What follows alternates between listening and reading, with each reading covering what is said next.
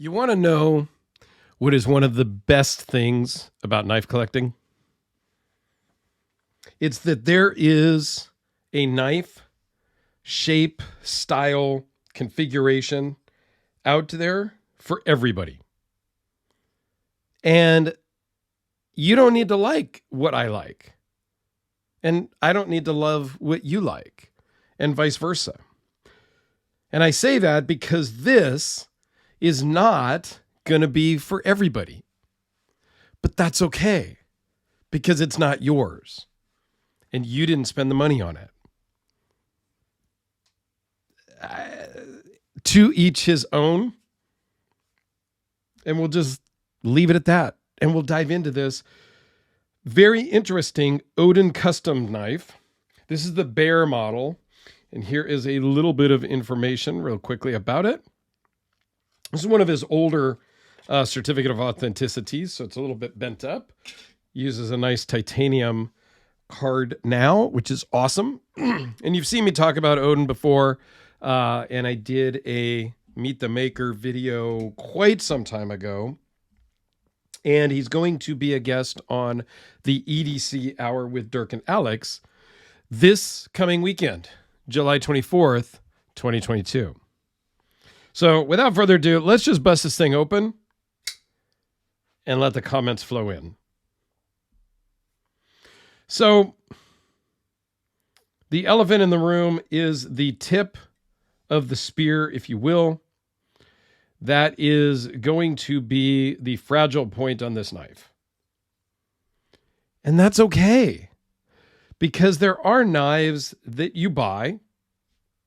Maybe you don't, but I know I do, that you're not going to carry. This is likely one of them. This would be a special occasion carry to the barbecue with the rest of the knife guys. For me, one of the ones that I do not carry that I had to have was the Phil Harvey War Crime at, almost 2 pounds. That's not something that I generally carry with its close to 1-inch blade stock. But I love it and I own it and I had to have it. This kind of, for me, falls in that same category. It's not something I would carry. It's likely not one that I would own. It has some cool stuff about it. And I like what Jim over at Odin Customs is doing. I like the fact that he's outside the box. He is using Damasteel on this particular one. He uses Sanmai. He uses a lot of different blade steels. And he uses a lot of different exotic, out of this world scale materials. I just did a couple days ago a knife with meteorite scales. It was insane. Is it perfect? Is it, $20,000 knife? No. But he's doing some really cool stuff for a maker that's only been on the scene for a few years. So let's talk a little bit about this one. It's 4 5/8 closed, 8 inches overall from the very tip of the tip. 3 1/4 inch blade with a 3.16 cutting edge. 0.017 behind the edge. 0.145 thick blade. This is the Vineland Damasteel pattern on the blade. We'll zoom in so you get a close look at that. I don't really love the high polish that usually comes with Damasteel. That's just me, and I own some knives that way that I still love the knives, but I like a more muted, more of a matte finish on my blades. This is the standard titanium scales here. Some purple anodizing on the thumb studs and the pivots. Laser engraved. There is a little bit of texturing to that. You probably really don't pick that up on the camera, but there is some light texturing, which gives it a really good feel in the hand. It is also a little chalky, for lack of better words. So it has some grip to it, but it's not my favorite finish, okay? It is a Timascus clip that works well putting it into your pocket, not so much coming out of the pocket. So it has a really nice ramp for putting it into your pocket, and it has kind of a shelf to pull it out of your pocket. And that's common on a lot of people's knives, and it absolutely kills me. As a custom maker, one should put it in your pocket and make sure that it comes in and out smoothly. Okay. Let's see, what did I miss? It's 6.7 ounces overall weight, and the overall thickness is 0.520, and it runs on bearings. Very nice, controlled, smooth action, deploys super quick. Other than the pocket clip, it carries great in the pocket. Just be careful when you take it out. On my jeans, have standard Levi jeans, Dockers, something else might work better with that particular pocket clip. I think what this does, this kind of knife and this kind of blade shape really shows you what a maker can do, because they did a really good job on that point.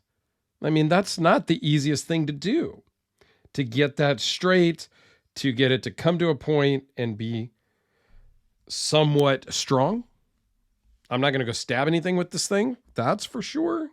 One, it's not my knife, but here it is next to a Sharpie and a number 2 pencil. I like where Jim is going with the company. Here it is, the Spider Codelica, and that's Jim from Odin's Customs. Here it is next to another custom from VC Edge Interface. I like the fact that Odin Custom has, and this is a good example right here, VC Edge. He has one model, and it's the interface. Now, he kills it because he does a fantastic job, but there's only one model today. He does have a prototype of something he's thinking of for the future, but there is only one model. And I'm not saying that's a negative. Odin's has a plethora of models. Here it is next to the Frank Fisher Battle. And I just bring this out because, again, this is a handmade custom knife. Frank has several different models as well. There's 3 or 4, and he does different sizes and things like that. And he's been around a long time and learned a lot. Here is another Damasteel blade one that, again, isn't my favorite mirror polish-ish. That's the Custom Hellraiser. But sometimes I buy knives. Again, this is not one that I carry very often. And it has a ginormous clip that works way better than I thought it was going to and feels way better in the hand than I ever imagined. And the action on this thing is just fantastic. I love this. This is one of the best actions on any of the custom Hellraisers that I own. So I like the fact that Jim has multiple different models, multiple different sizes, and he's not stuck in just one direction. And being custom, you can order what you want to a degree. You may not be able to come up with something exactly because he has certain models, but you can pick all of the components and whatnot. I think it's fantastic.